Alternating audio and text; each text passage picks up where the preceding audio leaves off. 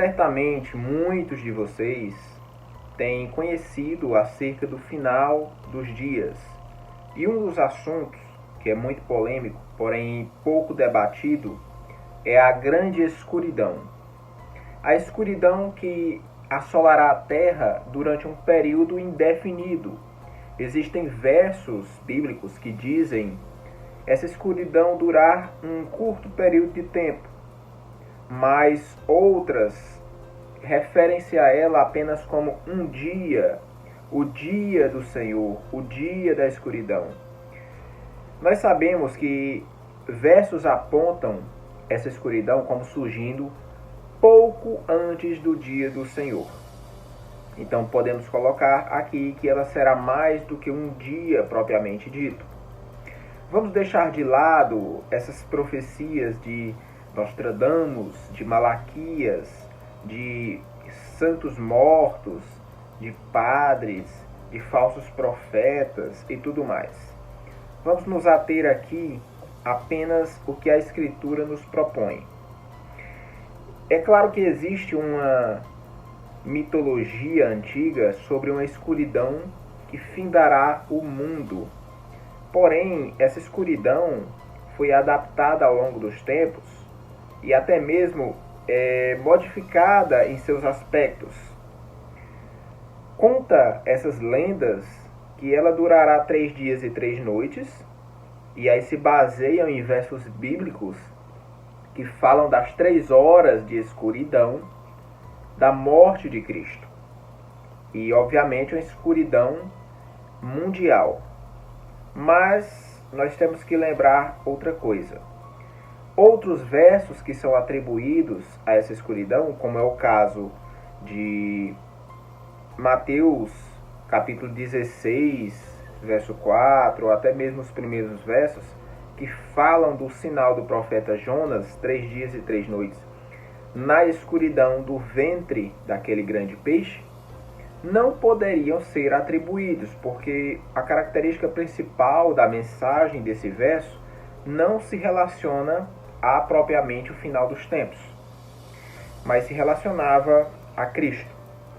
Outros também alegam que essa escuridão estaria atrelada também pelo fato de Cristo passar 3 dias, mesmo sendo incompletos para o judaísmo. O dia pode ser mesmo até validado pelo último minuto dele. Então, mesmo que você tenha passado apenas meia hora do sábado, ou meia hora da sexta, já conta como um dia completo. E muitos acreditam que o fato de Jesus ter passado 3 dias no túmulo também é uma validação para 3 dias que haverá de escuridão. Mas não só esses, como também muitos outros. Quando você ouve falar nas Escrituras, aquele dia, o último dia, o dia do Senhor e etc., provavelmente está se referindo ao último amanhecer que essa terra verá. O dia em que ele aparecerá em glória para pôr um fim a tudo aquilo que nós conhecemos como normal desse mundo. Nós podemos ver pistas tanto diretas quanto indiretas. Os profetas falaram, Jesus falou, os apóstolos falaram, e é uma escuridão que fala de escuridão no sol, na lua e nas estrelas. Aí eu pergunto, será que essa escuridão vai ser literal? Porque quando ela aparece nas profecias apocalípticas, nós temos que dar uma lida em primeira mão com uma visão simbólica. Então, se é simbólica, existe a probabilidade de ser duplo cumprimento, ou seja, acontecer simbolicamente e literalmente ao mesmo tempo. Existem pessoas que atribuem esse período de escuridão, que pode ser antes da volta do Senhor, como um período de negridão em trevas espirituais, em trevas mentais, pelo um grande caos que se instauraria na Terra. E atribuem a pandemia. atribuem a tudo isso que aconteceu ali por volta do ano de 2020 e que mais ou menos durante um ano as pessoas estiveram trancadas, reclusas, vendo catástrofes, coisas que assolou e perturbou a vida de muitos. Seria essa uma das pragas do livro de Apocalipse? Essa praga, ela aparece mais ou menos ali no livro de Êxodo, capítulo 10, onde a 9ª praga do Egito apresenta uma certa escuridão. Uma escuridão logo antes do tempo do fim daquele cativeiro. Essa escuridão, ela aparece como prenúncio daquilo que iria acontecer. Ali, primogênitos iriam morrer.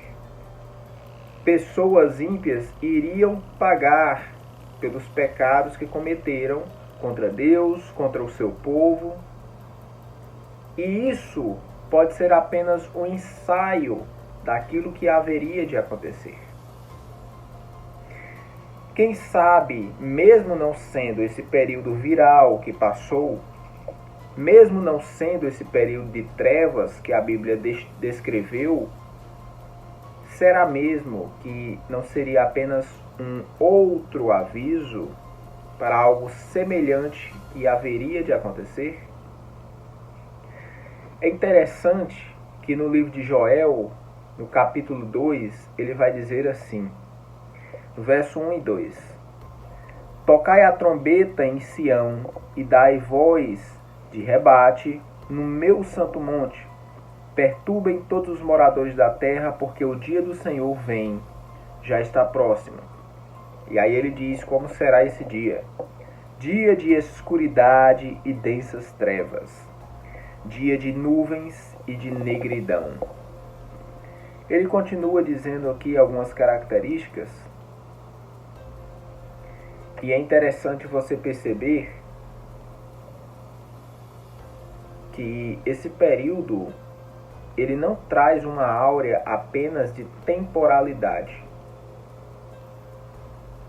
Esse período não traz uma áurea apenas de literalidade. Você pode perceber que os homens estarão em trevas, não exatamente nos astros visíveis. Pode ser que seja, mas estarão em trevas também nas suas mentes, nos seus corações, nas suas consciências. Os homens não estarão mais vivendo nem perto daquilo que Deus desejaria para eles. Estariam se afastando cada vez mais, enxergando cada vez menos o Evangelho com essa escuridão, enxergando as coisas, os valores que hoje estão distorcidos, inversos, cada vez menos. E é interessante ver todas as predições de Jesus sobre essas catástrofes, que a própria ciência diz que o mundo está à beira de um colapso e que isso vai desencadear uma verdadeira queda de todos os meios eletrônicos, de todos os meios humanos que fazem o mundo se iluminar naturalmente, se aquecer e etc. Ocasionalmente isso vai gerar um efeito dominó, em que muitos morrerão de frio, muitos morrerão de fome por não ter alimento, por não poder manter suas plantações, por não poder manter os hospitais funcionando. E isso é apenas uma peça do quebra-cabeça. Você vai ver todos esses sinais sendo citados não só no Antigo Testamento, como também no Novo. Livro de Atos 2, Marcos 15, Mateus 12, 16. Você vai ver coisas sendo citadas relacionadas em 1 Timóteo, Ezequiel, Amós, Isaías, Zacarias. E é interessante que um deles ou outro acaba dando um dado que não foi dado em nenhum outro livro da Bíblia. Por isso que é interessante você juntar todos eles, porque um complementa o outro. Um dá detalhe que o outro não deu. O livro de Isaías, capítulo 24, salvo engano, verso 6, diz que restarão poucos homens depois dessa situação. Há quem diga que essa praga está atrelada também aos gafanhotos. Os gafanhotos que aparecem em Apocalipse, que provavelmente há quem diga também que são maquinários de guerra, mas acredita-se que sejam demônios. Estarão soltos, não visivelmente. Provavelmente, não visivelmente. Mas farão o mesmo trabalho do anjo da morte, lá do livro de Êxodo, visitando as casas daqueles que não tinham o sangue do Cordeiro. E ao visitar as casas, eles causarão danos àqueles que não foram comprados pelo sangue do Cordeiro. E o livro de Apocalipse deixa claro isso, que as pragas que serão derramadas sobre o trono da besta cairão sobre aqueles que não têm o selo de Deus, sobre aqueles que têm a marca da besta e adoram a sua imagem. Ou seja, a história vai se repetir. O que aconteceu no passado vai voltar a ser novamente. Nós temos aí uma série de malefícios preditos na ciência sobre efeitos naturais, entre aspas, aqui na Terra, que causarão um perfeito caos, como derretimento de geleiras, inversão do polo magnético, uma série de vulcões inativos voltando à tona, inclusive um deles americano, podendo causar uma verdadeira catástrofe mundial por destruir uma parte daquele país e suas cinzas escurecerem a terra, causando a morte das plantações e, consequentemente, tanto doenças quanto a morte de seres humanos. Será que algo a respeito disso está relacionado? O livro de Amós, capítulo 8, verso 9, vai falar que essa escuridão se dá ao meio-dia. Seria mais um simbolismo? Quando o livro de Apocalipse fala que a besta receberá o seu trono, junto com 10 reis, seria esses reis exatamente 10? Ou seria um número bem maior do que 10? Porque 10 nós sabemos que significa a totalidade. Significa basicamente uma abrangência quase que total, ou até mesmo total.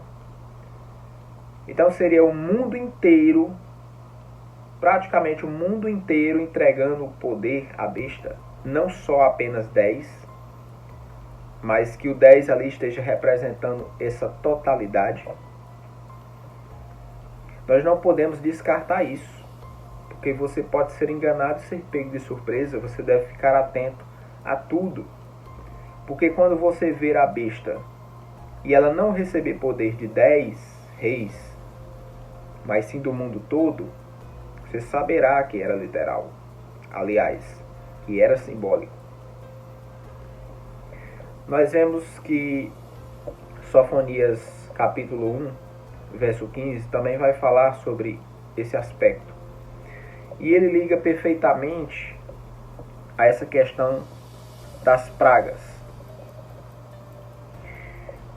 Quando se vê na literatura judaica o fato de haver escuridão na terra, de haver astros perdendo a sua potência, a sua força, o seu brilho, remete ao livro de Gênesis, lá no princípio, quando Deus diz que criou os astros para sinais e para tempos determinados.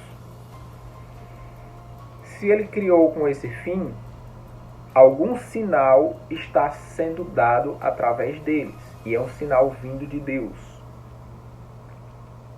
Esse sinal, ele quer dizer o que na literatura rabínica, no entendimento, no estudo judaico, desde os primórdios dos tempos? Quer dizer que o mundo vai passar por algo jamais visto. Ou que mesmo alguém muito santo de Deus, como ninguém outro, estava morrendo. Está passando desse mundo para o outro. Segundo o entendimento deles. O que muitos cristãos não creem que seja assim, mas isso é um outro assunto. Então, sendo essas duas possibilidades, nós já vimos uma acontecer. Cristo morreu, houve escuridão. Um aviso para o mundo. Já vimos em Lua de Sangue que a lua é sinal para os judeus. E qual a outra possibilidade?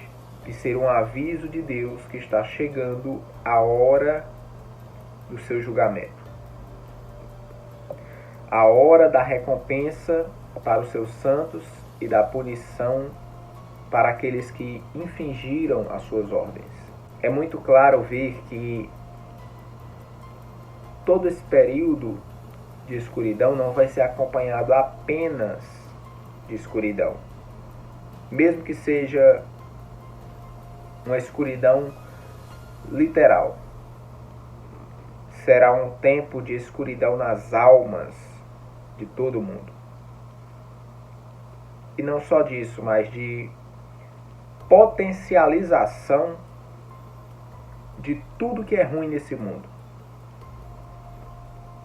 As pessoas vão começar a se destruir, a roubar, matar e fazer tudo que não presta. O mundo vai pegar fogo. Vai ser um verdadeiro caos e ninguém vai poder se proteger.